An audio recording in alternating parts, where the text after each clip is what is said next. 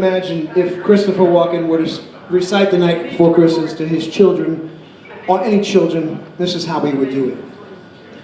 'Twas the night before Christmas, when all through the house, not a creature was stirring, not even a mouse. The stockings were hung by the chimney with care, in hopes that St. Nicholas soon would be there. The children were snuggled all snug in their beds, while the visions of sugar plums danced in their heads. The mom in her kerchief, I in my cap, had just settled down to a long winter's nap. When out on the lawn there arose such a clatter. Wow! I sprang from my bed to see what's the matter. Away to the window I flew like a flash, tore open the curtains and threw up the sash.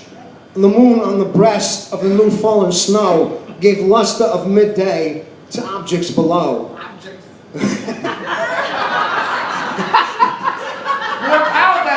When what to my wondering eyes should appear but a miniature sleigh and 8 tiny reindeer, with a little old driver so lively and quick, I knew in a moment it must be Saint Nick.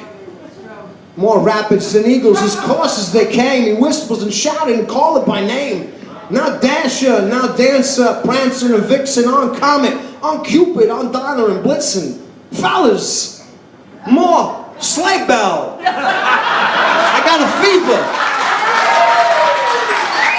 I got a fever, and the only prescription is more sleigh bell. Now use the space, make use of the space. Anyway, I'll get to the next page. I'm reading. And then in the twinkling I heard on the roof the prancing of pawing of each little hoof. Hoof, hoof, like the hoof. Like, yeah, Ma, we need this knife. Yeah, Ma, we need to borrow this knife because the poor thing, the paw, the hoof is caught in the thing. I'm sorry, I digress. That went to Goodfellas for like 2 seconds.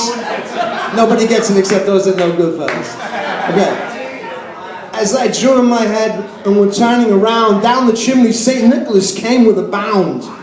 He was dressed all in fur from his head to his foot, and his clothes were tarnished with ashes and soot. Soot.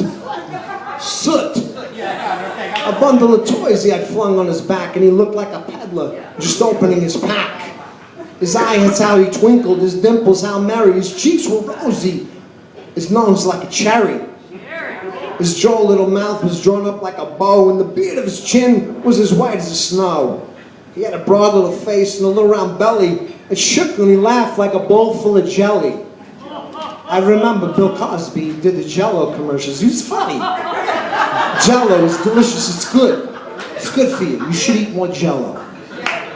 Try the Jell-O. It's delicious. It's fantastic. He was chubby and plump, a right jolly old elf. And I laughed when I saw him in spite of myself. A wink of his eye and a twist of his head soon gave me to know I had nothing to dread. He spoke not a word, but he went straight to his work and filled all the stockings, then turned with a jerk. And laying his finger aside of his nose and giving a nod up the chimney he rose. And he turned to me and he said, "This watch." He said, "Your father, he had this watch in Vietnam. 5 long years, he kept it in his ass. It was the only place the gooks wouldn't look. Anyway, this watch is your birthright. You should have it. Merry Christmas." I wasn't sure if I should work blue, but I figured there's all adults here, so we're good. He sprang to his sleigh, to his team gave a whistle, and away they all flew like the down of a thistle.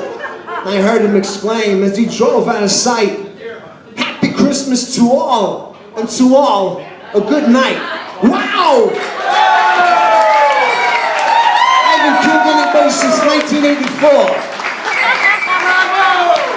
Thank you so much, guys, for indulging me. Anyway, let's all have a toast here. Usually we toast